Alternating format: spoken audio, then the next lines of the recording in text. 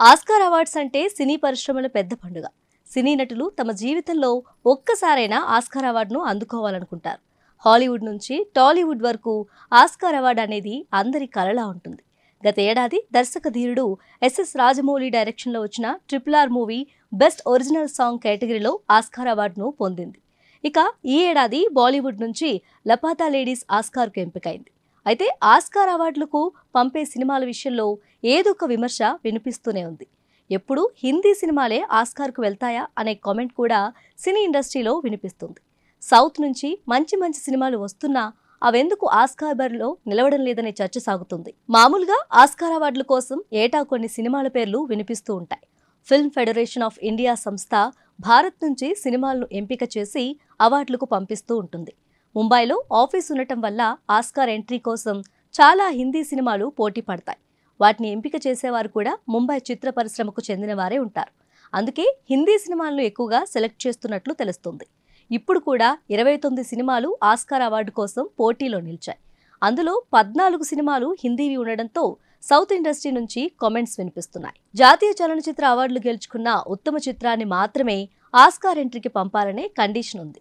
కానీ అది జరగడం లేదు.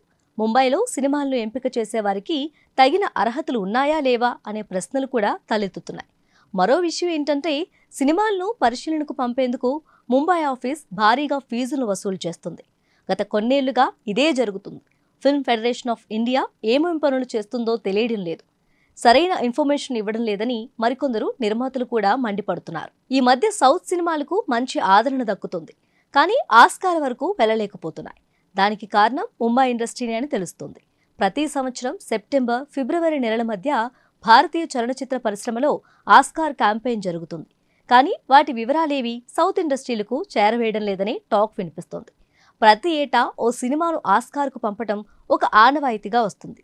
అలా పంపిన వాటిలో ఇప్పటి వరకు 3 ఇండియన్ సినిమాలే నామినేట్ అయ్యాయి.